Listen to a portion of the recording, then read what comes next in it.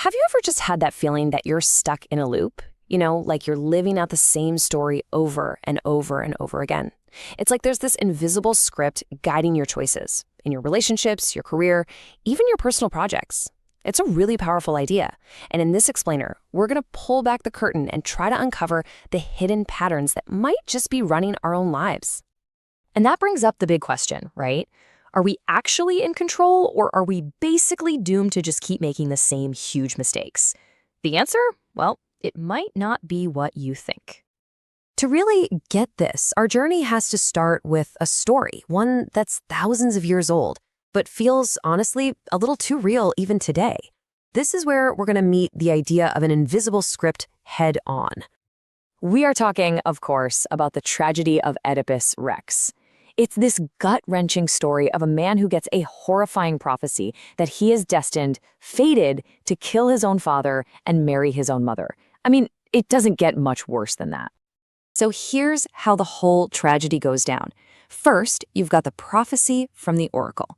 Then you see this desperate attempt to escape it. His parents literally abandon him as a baby, and years later, he flees the family he thinks is his own to avoid the prophecy. But, and this is the killer twist, every single thing he does to run away from his fate is actually a step that leads him right to it. He ends up unknowingly killing his real father on the road and marrying his mother, the queen. So, okay, why does this ancient dramatic story matter to us?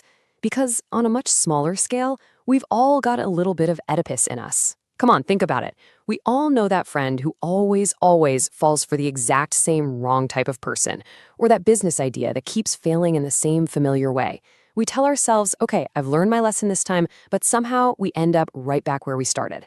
This isn't fate handed down from the gods. It's something that's coming from deep inside of us. And that inner force, that pull, well, that brings us right to our next section, because psychology actually has a name for this whole phenomenon. They call it the law of compulsion. The person who really put a pin in this idea was Sigmund Freud. He called it repetition compulsion. And what it is this unconscious pull we have to replay difficult or even traumatic experiences from our past. We're not just remembering them in our heads, we are actively, without even knowing it, recreating the circumstances, trying over and over again to finally master a situation that completely overwhelmed us before. The author Robert Greene just hits the nail on the head when it comes to the core problem. The biggest hurdle we have to get over is our own denial. We love to think we're these totally rational beings, that we've moved on from the past. We tell ourselves, oh, I'm not an aggressive person, or I don't have those kinds of patterns. It's always somebody else, right? But these forces, they're in all of us.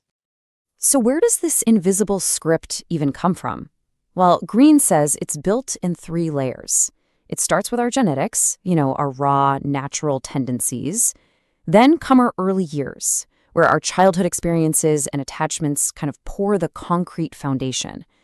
And finally, you have our habits, which, practiced over years and years, solidify these patterns into the character we carry around with us, most of the time without even realizing it. Now, these layers end up forging one of 2 things, a strong character or a weak character. Strong characters, they're adaptable. They have solid self-esteem, which means they can actually take criticism and learn from it. They're patient. They can handle a bit of chaos. Weak characters, though, they're rigid. They've got low self-esteem, so they get super defensive at the first hint of feedback, and they tend to just avoid tough situations, which, of course, keeps them locked in their old patterns. Okay, so that's the theory. But how do you actually spot these compulsive patterns out in the wild, in the real world? Well, this next section is all about learning to read the warning signs. Here's the most important thing to remember. Character always reveals itself under pressure. Look, anyone can make a mistake once, but a repeating behavior? That's not a mistake. That's a pattern. And when these patterns become super rigid and self-destructive, we can start to identify them as toxic types. All right, let's dive into our first example, the hyper-perfectionist. Now, on the surface, these people can seem amazing, incredibly impressive, hardworking, but there's something else going on right underneath that obsession with every little detail. See, the hyper-perfectionist isn't really driven by a love of perfection. They're driven by this deep-seated need for control, and that often comes from trust issues that started way back in childhood. They can't delegate work because they just don't trust anyone else to do it right. They're constantly seeking approval through their work, so any feedback feels like a personal attack, which makes them defensive. And the result is always the same: burnout for them and for everyone on their team. Next up, here's a type I am willing to bet you've come across: the big talker. These people are masters of the grand vision. They paint these incredible pictures of an exciting future, and man, they can be super charismatic at first. The pattern here is this endless loop of ambition followed immediately by inaction. The big talker has all these fantastic ideas, but they're always looking for someone else to do the actual hard work. And if they don't get that help right away, they get discouraged and give up. But what's really going on? It's not about laziness, it's about a paralyzing fear of failure. By never truly starting the project, they never have to risk their grand idea being anything less than perfect. And for our final example, we have the personalizer. These are the people who can seem so incredibly kind and loving and empathetic when you first meet them. They just draw you in with all this warmth. But then you start to realize that all that kindness, it's really directed inward. They're only kind to themselves. Personalizers take every little thing to heart, they hold grudges forever, and they somehow make every single situation about their feelings. A lot of this traces back to not getting enough attention in childhood. So as adults, they need this constant fire hose of validation from other people just to feel okay. And the relationship, it inevitably becomes a one-way street that is totally draining for their friends and partners. Now look, learning to spot these patterns in other people is a really powerful skill. But the real work, the most important work, it starts when we turn that lens around and point it back at ourselves. So let's talk about forging your own character. Because your character can be like a maximum security prison. And honestly, most people never escape. But it is possible. Recognizing these patterns isn't just a tool to go around judging other people. It's the key to your own freedom. It's about breaking free from the self-sabotaging loops that are holding you back. So how do you even begin? It all starts with radical honesty.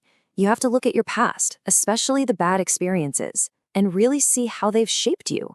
You need to understand your core nature. Are you more of an introvert or an extrovert? What are your emotional triggers? And most importantly, you have to identify the patterns. What are the mistakes you keep making? You just have to be willing to face it all without the denial. And this human quest for self-understanding is absolutely timeless. From the oracles in ancient Greece to the crazy complex algorithms we have today, we are constantly building new tools to see ourselves more clearly. What's amazing is that even modern AI is getting in on this. This visualization, for example, is from a study where AI analyzed human language to detect the exact kind of hidden personality patterns we've been talking about. The tools change, but the mission is always the same. Which leaves us with one last really powerful question to think about. The goal isn't to become some perfect person you're not. It's to root out your own destructive habits, to understand your own character, and to finally take control of your own story. So I'll just leave you with this. What invisible script are you following?